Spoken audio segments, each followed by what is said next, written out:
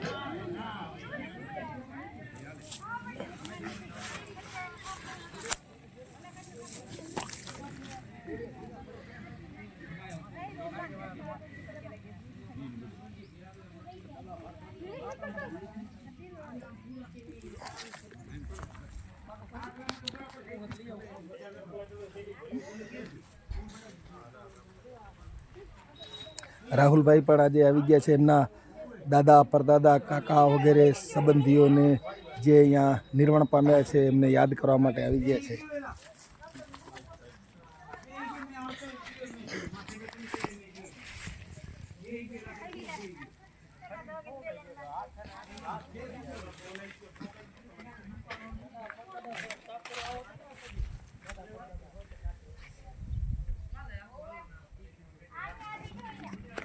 કાથડભાઈ રાજાભાઈ વાણિયા, કાથડભાઈ રાજાભાઈ વાણિયા.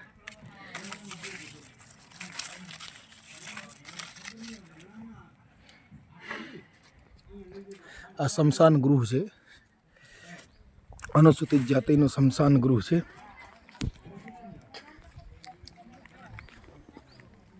અનુસૂચિત જાતિનું સ્મશાન ગૃહ છે.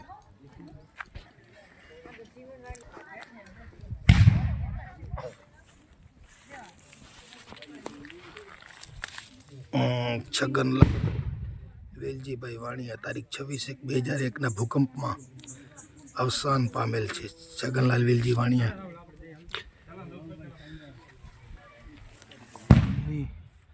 બાજુમાં જ એમના પિતાશ્રી વેલજીભાઈ ખેતાભાઈ વાણિયા બાજુમાં છગનભાઈના પત્ની ભાનુબેન છગનલાલ વાણિયા.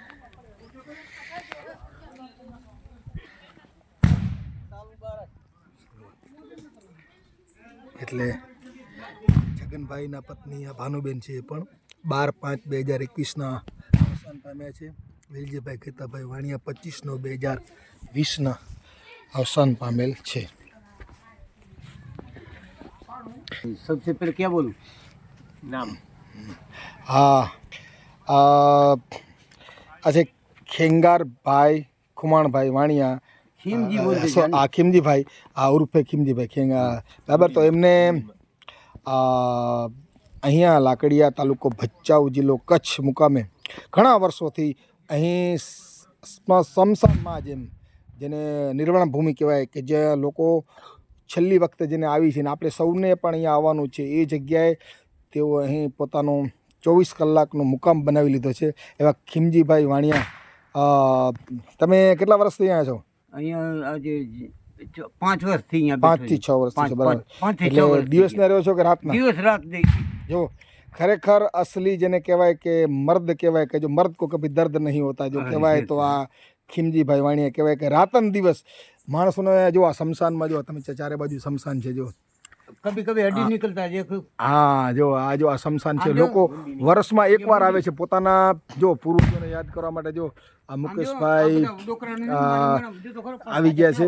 એવી રીતે પોતાના જે પૂર્વજો છે, પોતાના કુટુંબીજનો છે, એમને યાદ કરવા માટે આવી ગયા છે. હા, એટલે આ તો આ એમ કે પોતાના પૂર્વજોને કુટુંબજનોને આ વર્ષમાં એકવાર માટે યાદ કરવા માટે અહીં અનુસૂચિત જાતિના સ્મશાનમાં આવી ગયેલ છે. તો એમ કે માણસો વર્ષમાં એકવાર આવે છે, એકવાર માણસો આવે છે, પણ અહીં 24 કલાક રહેતા હોય તે હું તમને મળવા માગું છું. એટલે ખીમજીભાઈ માણિયાજી 24 કલાક રહે છે. ખરેખર ધન્યવાદ આપવો જોઈએ.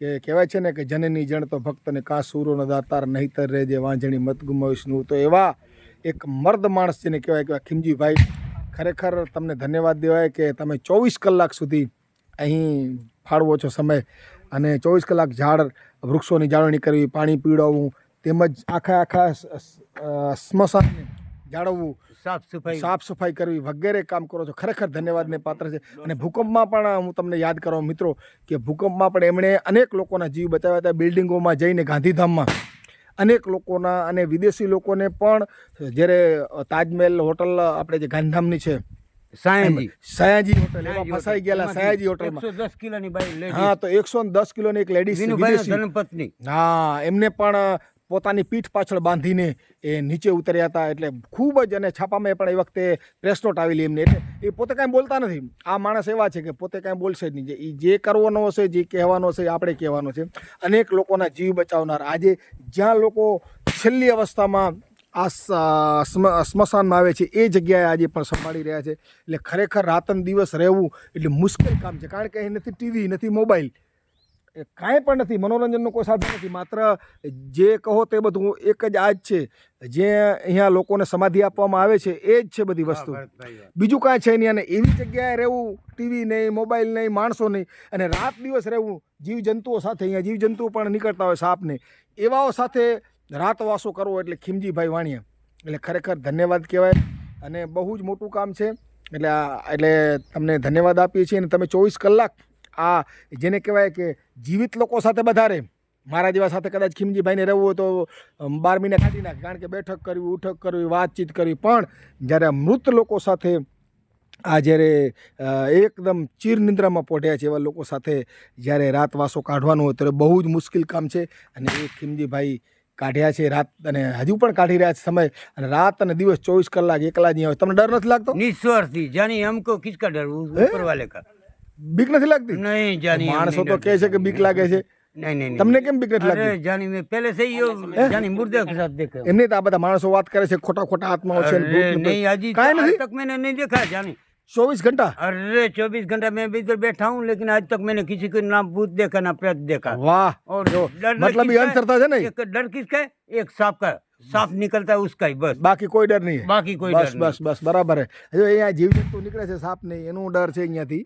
બાકી એમને કોઈ ડર લાગતો रेंग के निकल जाता है। હા, એટલે એમનો એમને ડર છે. બાકી કોઈ આત્મા ને પ્રેતાત્મા એવું કશું वो નથી. मैंने अभी तक देखा नहीं। અને એવો કાંઈ એમને અવાજ નથી આવતો. ને કાંઈ 24 કલાક જો અહીંયા સૂતા હોય છે. આ એમનો આ ખાટલો છે, ને આ એમને ઓરડી બનાવેલ છે. આમાં જ જો રાતન દિવસ રહેતા હોય ને અહીંયા જો 24 કલાક અહીંયા ખુલ્લામાં જ જો આ સ્મશાનમાં જ રહેતા હોય છે. એટલે ખૂબ और જ कभी भी मुलाकात कर लेना, उधर चले आना, હા, 12 વાગે આવો, રાતના 1 વાગે આવો. જો कभी भी आओ। ખૂબ જ ધન્યવાદ, ખરેખર ધન્યવાદ. અને આ સ્મશાનમાં રહેવું કઠિન છે. એમ બધાને અહીં જવાનું છે એકવાર તો, આજે નહીં તો કાલે તમારે કે મારે બધાને અહીં જવાનું છે. પણ છતાંય અહીંયા રહેવું કઠિન છે, એ 100%ની વાત છે. કારણ કે ટીવી ને મોબાઈલ વગર આપણે રહી શકતા નથી. આ ટીવી ને મોબાઈલ ને બધું છોડી અને એકદમ શાંતિમાં ખીમજીભાઈ વાણી આવી ગયા છે. ખૂબ ખૂબ ધન્યવાદ.